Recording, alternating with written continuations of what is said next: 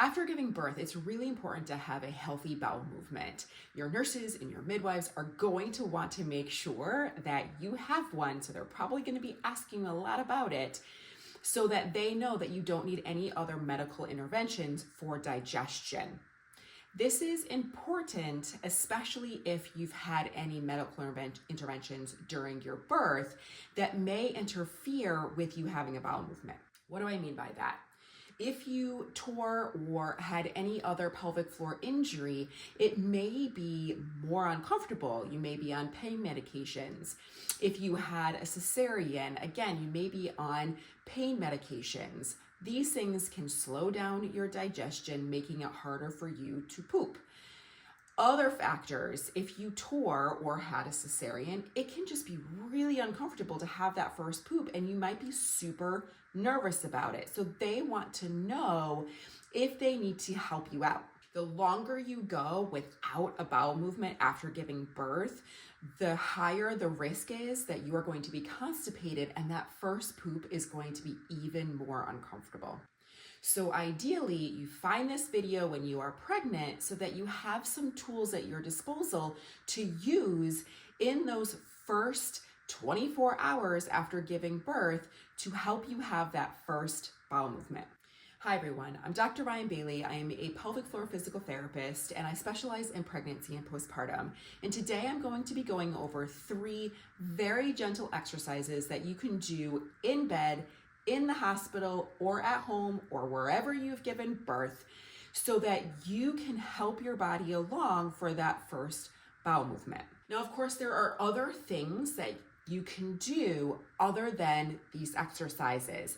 If you want to learn more about those, I have put a link in the caption sending you over to my blog post that goes over those options. Okay, let's start with the 3 exercises. The first exercise is diaphragmatic breathing.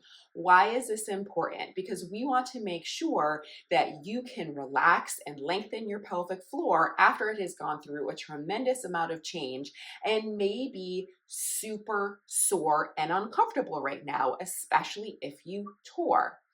So diaphragmatic breathing, what I'm talking about is as you inhale, your diaphragm is meant to move downward, okay? At the same time, so does the pelvic floor, okay?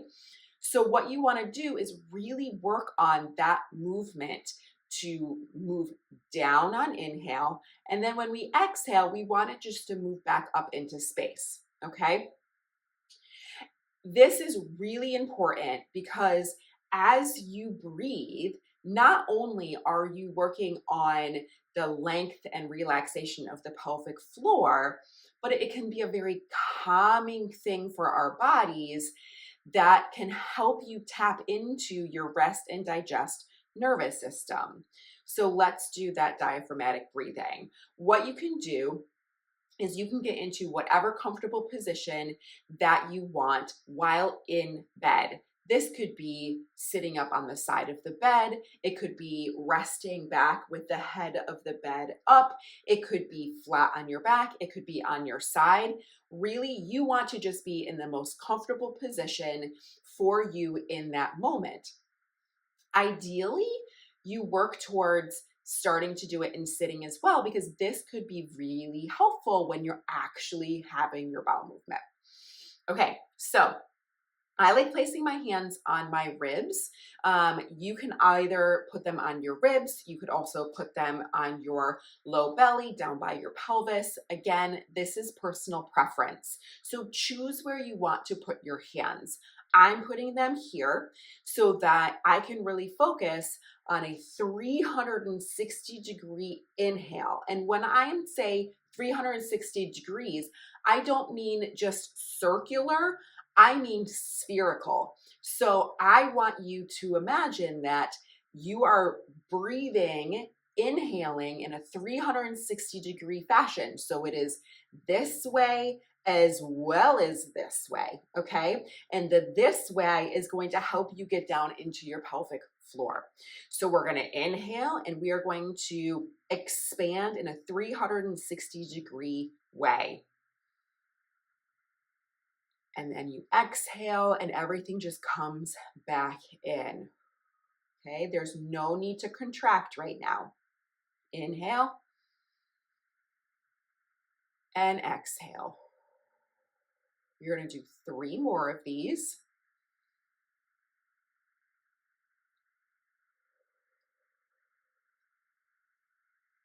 One more.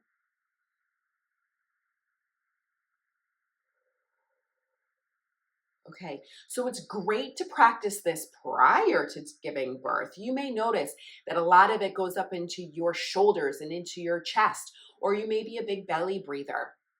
Helping yourself practice getting into this diaphragmatic breathing is great, not only for your gut, but it's good for your core, it's good for relaxation. So I highly recommend you practicing it now as well.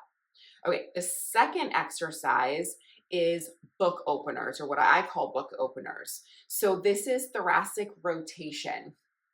So you want to be on your side for this one, and that is so that you can be as gentle as possible and put the least amount of force or complexity into your healing core, okay?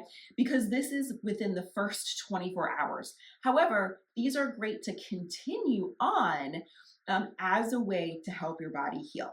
So you're gonna lay on your side. You can absolutely have pillows underneath your head. You can even have one underneath your waist if that's comfortable for you. Again, I like putting my hand on my ribs. This helps you direct where the movement is coming from, okay? A more progressive one is actually having your arms out in front and opening up like a book. But that is not this first step. First step is hands on the ribs so that you can really focus on the movement. So again, you're going to apply this diaphragmatic breathing into this movement. You're going to inhale and you're going to fill your ribs and your trunk in a spherical 360-degree manner. So you're going to inhale. And then as you exhale and as you're deflating, you are rotating back, and the movement starts from the ribs, which is why I like having you put your hands on the ribs. This is great for your gut because you are massaging and twisting through in a very safe and gentle way. Notice how my legs are not moving. Okay, if you have a hard time with that, then I would put a pillow between your knees and just hold that pillow there, which can help you not slide the pelvis back. Okay, but also go through the range that your body can handle. So again, we're going to inhale and then exhale. Okay, what I like to do is inhale and then exhale through the movement again to return. Again, we're going to do 5 of these. So that's 2.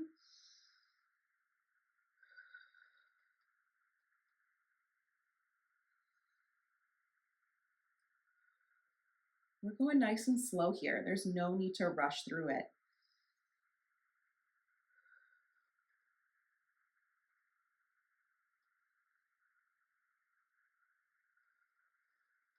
One more, and then you would switch sides.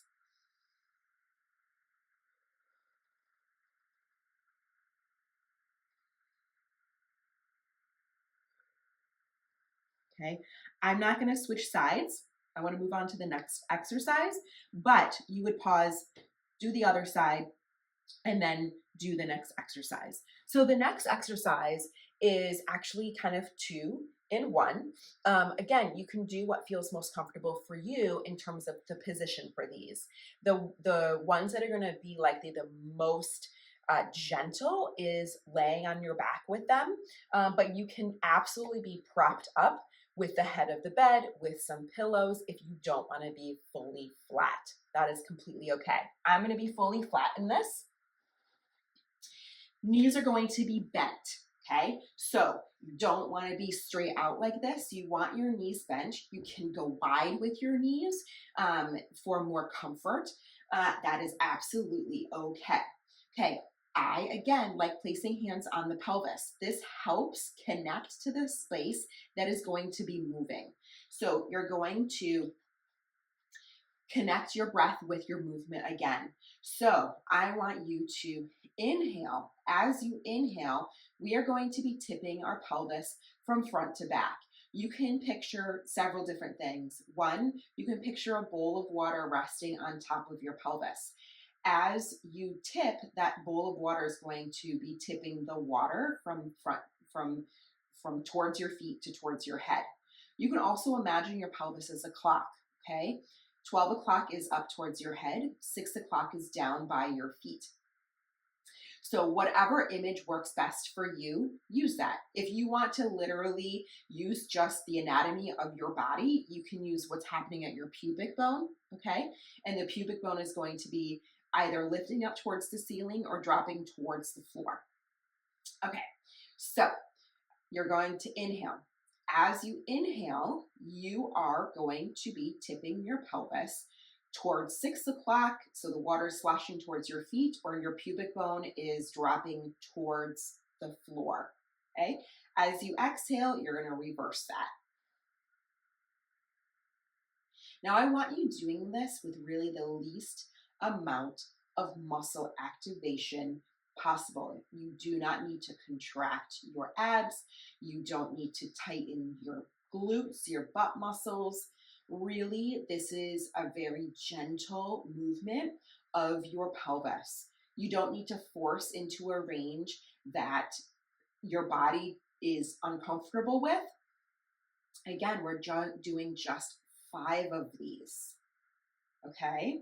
Then you're going to pause, and now we're going to do some circles. So if it's the bowl of water, you're sloshing that bowl of water around the bowl. If it is a clock, you are connecting 12 and 6 o'clock through 3 and 9 o'clock.